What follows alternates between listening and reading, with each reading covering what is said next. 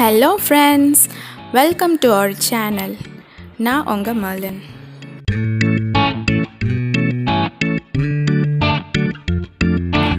இன்றைக்கி நம்ம என்ன பண்ண போகிறோம் அப்படின்னு பார்த்தோம்னா ஒரு மெமரபிள் gift வந்து நம்ம ப்ரிப்பேர் பண்ண போகிறோம். ஸோ ஒரு வேஸ்ட்டான அட்டை டப்பாவில் இருந்து நம்ம ஒரு மெமரபிள் gift ப்ரெசன்டேஷன் வந்து நம்ம பண்ண போகிறோம். நான் எடுத்துருக்கிறது பார்த்திங்கன்னா எனக்கு வந்து ஒரு கீ செயின் பாக்ஸ் இது. ஸோ இதுக்குள்ள ஒரு கீ செயின் வச்சு எனக்கு கிஃப்டாக வந்தது. அந்த கீ செயினை எடுத்துட்டு நான் இந்த பாக்ஸை வந்து gift ப்ரிப்பேர் பண்ண போகிறேன். ஸோ இது இப்படி தான் பாக்ஸை வந்து ஒரு gift பேப்பர் வச்சு நான் கவர் பண்ணியிருக்கிறேன். ஸோ பாக்ஸ் அது மட்டும் ரெடி பண்ணலாம், வாங்க பார்க்கலாம்.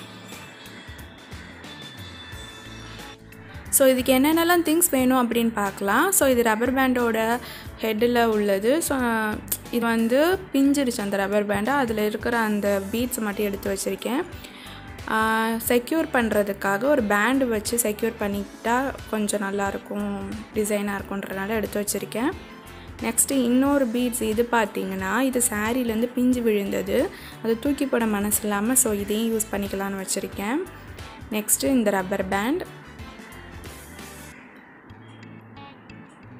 அப்புறம் சிசர் அண்ட் செல்லோ டேப், அப்புறம் ஃபோட்டோ கவர், ஃபெவிக்விக், பேப்பர், அதுக்கப்புறம் கலர் ஷீட், அதுக்கப்புறம் ஃபைனலாக ஸ்டிக்கர்.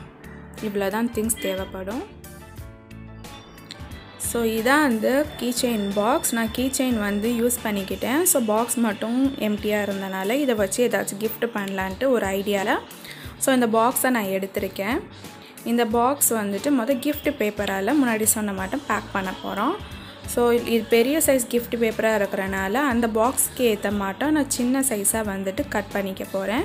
அதை நீங்கள் வீடியோவில் பார்ப்பீங்க. ஸோ கட் பண்ணதுக்கப்புறமேட்டு அதை வந்து நான் பேக் பண்ண போகிறேன்.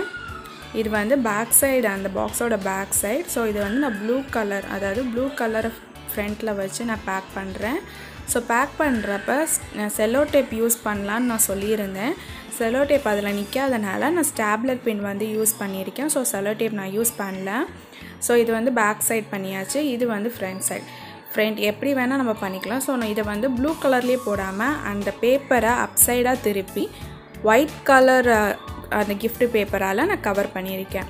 ஸோ பார்த்திங்கன்னா இதுதான் ஒயிட் கலர் கிஃப்ட்டில் நான் பேக் பண்ணி இதை க்ளோஸ் பண்ணிட்டேன். பாக்ஸ் இப்படி தான் ப்ளூ அண்ட் ஒயிட் அப்படின்ற காம்பினேஷனில் நான் பண்ணியிருக்கேன்.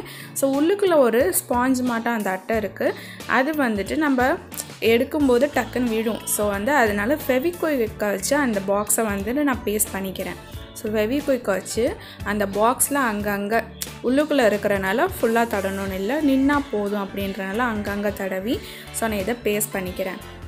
ஸோ பேஸ்ட் பண்ணதுக்கப்புறம் அந்த பாக்ஸ் வந்துட்டு உள்ளுக்குள்ளே இருக்க ஒரு குட்டி ஸ்பாஞ்ச் பாக்ஸ் வந்துட்டு கீழவே விழாது, நகராமல் இருக்கும். ஸோ இதான் அந்த ப்ரிப்பரேஷன். ஸோ ஹோல் பாக்ஸ் வந்துட்டு ரெடி ஆயாச்சு.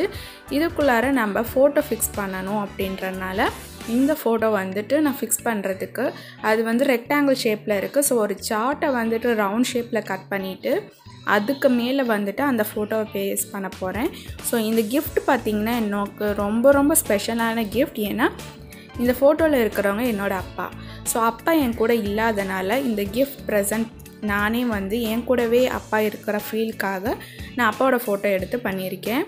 ஸோ அப்பாக்காக ஒரு கோயட் எழுதணுன்றதுக்காக டேட்ஸ் பிரின்சஸ் அப்படின்ற ஒரு கோயட்டை வந்துட்டு நான் எழுதியிருக்கேன்.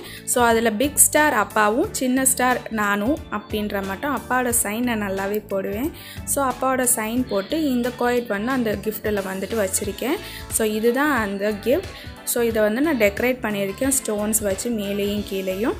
இந்த இது பார்த்தோம்னா நம்ம ட்ரெஸ்லஸில் வீணாக கீழே விழும்ல, அதை வச்சு நான் பண்ணியிருக்கேன்.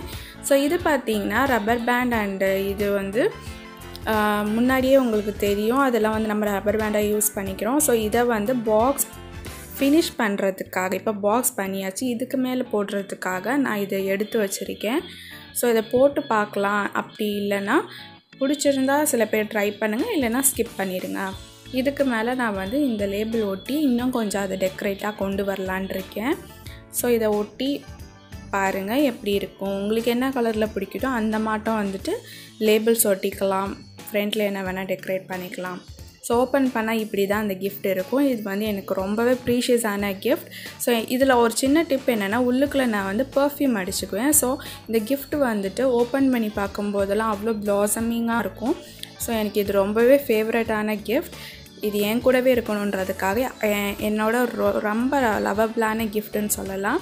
ஸோ இந்த மாட்டம் அந்த ரப்பர் பேண்ட் வச்சு செக்யூர் பண்ணிட்டோம்னா இந்த கிஃப்ட் வந்துட்டு எங்கேயும் விழாது. ஸோ பிடிச்சிருந்து அந்த ரப்பர் பேண்ட் யூஸ் பண்ணலாம். அப்படி இல்லைன்னா இந்த ரப்பர் பேண்டை வந்து நம்ம ஸ்கிப் பண்ணிக்கலாம். ஸோ இதுதான் அந்த கிஃப்ட் ரெடி ஆகிடுச்சு. ஸோ நம்ம எப்படி வேணால் அந்த ரப்பர் பேண்டை வந்து மாற்றி போட்டுக்கலாம். நம்ம சைட் லாக் வச்சும் போட்டுக்கலாம்.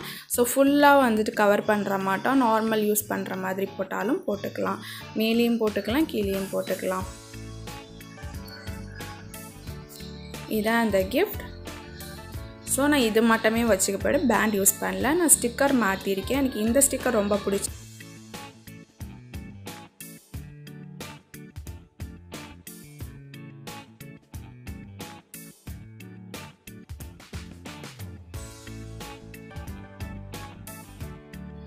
வீடியோவை பார்த்ததுக்கு ரொம்ப நன்றி.